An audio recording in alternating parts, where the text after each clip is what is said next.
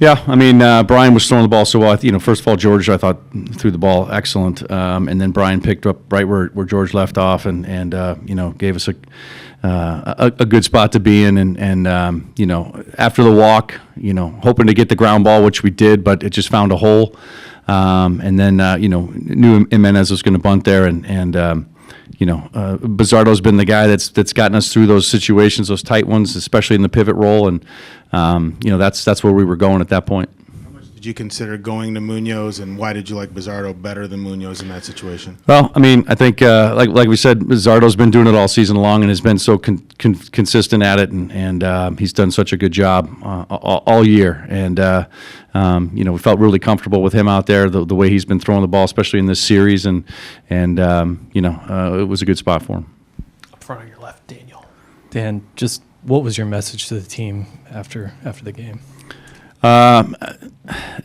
Just to hold up their heads, to understand what kind of a season they had. I mean, I know this stings, and there's no question that it's going to sting.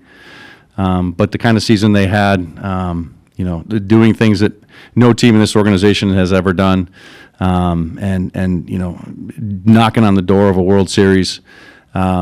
All that, it's due to how hard they've worked, how hard they've played all season long, all the times they've come back, all the times they've bounced back. It's a special team in there, and it's just it's a shame we had to come out on the wrong side of this one. And Tyler in the third row. Dan, understanding that Bizzardo has been great, Munoz not getting in until after you'd lost the lead, does that stick with you at all? I mean, he seemed to have a lot of rest. It was great this postseason. Yeah, I mean, you make your decisions, and sometimes you have to live and die with it, and I think again, the way Zardo has thrown the ball all season long, we were comfortable with where we were, and it just again didn't go our way. Adam on your right, Dan. Dan, you've given so much of your career and your life to this organization. You have the perspective that a lot of people don't. Just what are the emotions now that it has come to an end here? It's very, very mixed. Disappointed, obviously, frustrated, but incredibly proud of what those guys have done. Incredibly proud of what they've done all season long, and the team that's in there.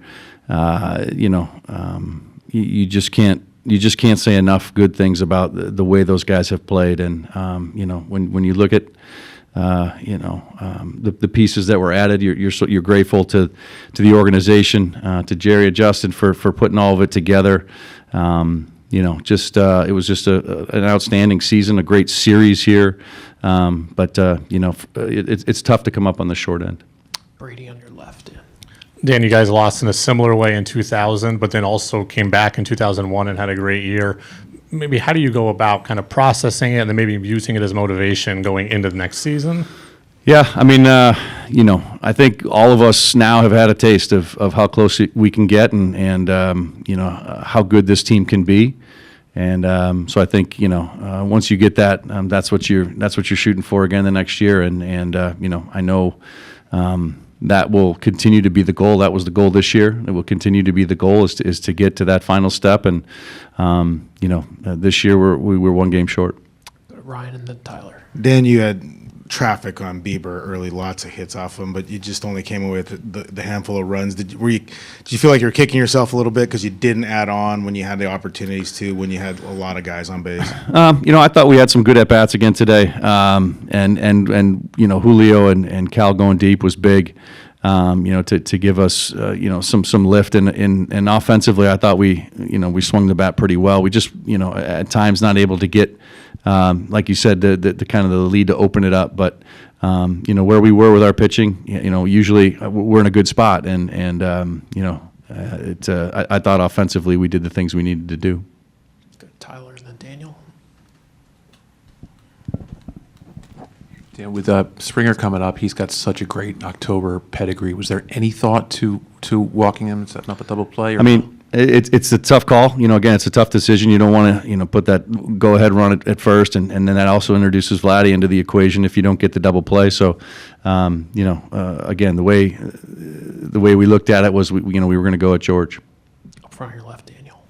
Dan, was there any consideration to leave Brian in that moment, just given the success that he had against Springer, or maybe even go to Brash, or was that off the table just given that he threw so many pitches yesterday? Yeah, I mean, I think he had given us such a good outing there, and it was time to turn it over. We thought to the leverage guys that are in those situations, and that's what went into that decision.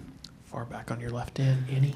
Was going to Wu always part of the plan today? And what did you like about bringing him in there in the fifth when you did? Yeah, that was a big part. We had hoped that he was going to be rested, and he was, and felt good, and came in. We thought it was a good spot, for him, a good clean inning, he came in and threw the ball extremely well, I thought handled the lineup very well. Do a couple last ones. Brady on your left. Dan, you've spoken about Cal a lot this year, but kind of just maybe one last thought on his year as a whole and what he's meant in his growth to the organization. Yeah, I mean, an organizational player, an all-time player, and when you look at what he has done, numbers-wise for the organization, but in Major League Baseball in general, setting all-time records, for what he did with his home runs, and again, what he does behind the plate, and all that he puts into it. He's a guy that you just love to have on your team. He's a guy that you build your organization around, and he is a leader. And he has put together an incredible season, and I'm sure there's more to come. I'll finish up with Ryan. Dan, there's you look out on the field and over the first 6 innings when you had the lead. Brian, George, 2 guys you drafted.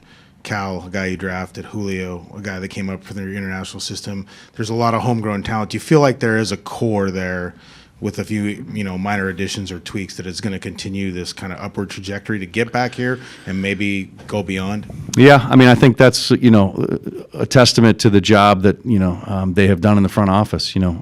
Jerry, Justin, Andy, from scouting, and Scott Hunter and the scouting department, that the people they bring in, that how they develop them, and they get them ready for the big leagues. And again, it's a tribute to the entire organization and everybody that pours into guys, and to see that many homegrown players on the field at one time is it's unique and it's rare.